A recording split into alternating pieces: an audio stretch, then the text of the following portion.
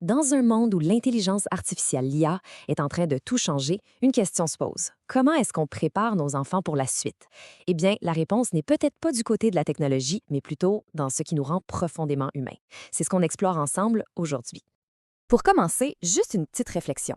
Pensez-y un instant. Le monde autour de nous a été complètement viré à l'envers par la technologie. Mais est-ce que la salle de classe, elle, a vraiment évolué tant que ça? Ce qui est assez frappant, c'est de voir que, pas tant que ça finalement, on continue de tester les enfants sur leur capacité à résoudre des problèmes que l'IA aujourd'hui peut régler en une fraction de seconde et sans jamais faire d'erreur. En fait, certains experts vont même jusqu'à dire que d'ici à ce que les jeunes d'aujourd'hui aient 40 ans, un chiffre assez fou, 90 de ce qu'ils auront appris à l'école sera soit dépassé, soit plus pertinent du tout.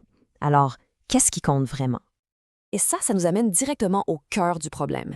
Dans un monde de plus en plus numérique, le plus grand risque, c'est celui de la déconnexion émotionnelle. Les chercheurs ont même un mot pour ça, la technoférence. C'est un concept simple. Pensez à la dernière fois qu'une notification sur un téléphone a interrompu une belle conversation avec un enfant. Bien, c'est exactement ça. Ces petits moments de connexion si précieux qui se font casser par la technologie. Et ça crée une sorte de bataille dans notre cerveau. D'un côté, on a les appareils numériques qui nous donnent des petites doses rapides de dopamine, l'hormone du plaisir instantané. De l'autre, il y a les vrais liens, la vraie empathie qui se bâtissent avec l'ocytocine, et ça vient seulement des vraies interactions humaines. Et c'est là que tout se joue. Une intelligence artificielle peut très bien imiter une conversation, mais elle ne peut pas ressentir de l'empathie, de la compassion ou une vraie compréhension. Ces compétences-là qui sont si vitales, les enfants les apprennent avec des gens, pas avec des programmes. Alors, dans un monde où l'IA va s'occuper de plus en plus des tâches de calcul et de logique, notre plus grand avantage, notre vrai super-pouvoir, ça devient notre capacité à ressentir et à connecter avec les autres. Au fond, ce qui nous différencie, c'est notre jugement, notre capacité à prendre des décisions nuancées qui sont basées sur nos valeurs, notre expérience. Ça, une IA ne peut tout simplement pas le faire. Et cette capacité à naviguer dans le monde avec nos émotions et celles des autres, ça porte un nom, c'est l'intelligence émotionnelle, qu'on appelle aussi le QE. Et ce qui est fascinant, c'est que la recherche le démontre année après année. Un QE élevé est un bien meilleur indicateur de succès dans la vie, que ce soit dans la carrière, les relations, le bien-être en général, qu'un QI élevé. C'est pas rien. Et la bonne nouvelle dans tout ça, c'est que les parents ont vraiment un rôle clé à jouer pour cultiver ce super pouvoir. Alors comment on fait? Voici un petit plan de match, tout simple. D'abord, modéliser la conscience émotionnelle.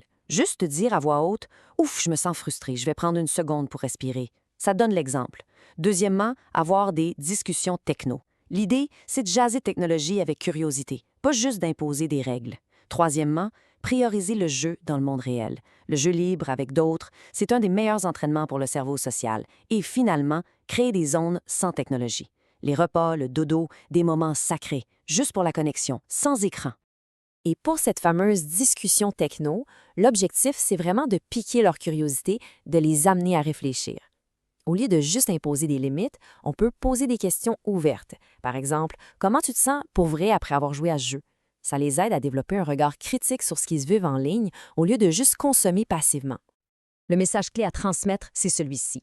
L'IA, c'est un outil absolument incroyable pour apprendre et pour créer. Mais ce n'est pas un ennemi. C'est important de leur expliquer qu'une machine, ça n'a pas de sentiments, ça n'a pas d'intention et ça ne peut pas réconforter pour de vrai. Attention, l'idée ici, ce n'est surtout pas de rejeter la technologie. C'est plutôt d'élever des enfants qui vont être capables de grandir et de s'épanouir à ses côtés. L'objectif, ce n'est pas de former des enfants qui vont essayer de battre une machine. Ça, c'est une bataille perdue d'avance. Le but, c'est de former des humains qui savent comment utiliser ces machines pour amplifier ce qu'ils ont de meilleur, leur humanité, leur créativité et leur empathie. La psychiatre Dreichimi Kang a même un nom pour cet idéal, l'homo technicus. C'est l'image d'une personne qui a une relation saine, équilibrée et intentionnelle avec les outils technologiques si puissants qui l'entourent. Finalement, c'est en se concentrant sur la connexion, l'empathie et le jugement qu'on prépare vraiment nos enfants pour le monde de demain.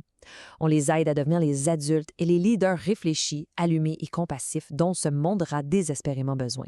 La question qu'on peut se poser, c'est donc, cette semaine, comment est-ce que je peux aider mon enfant à développer son super pouvoir humain?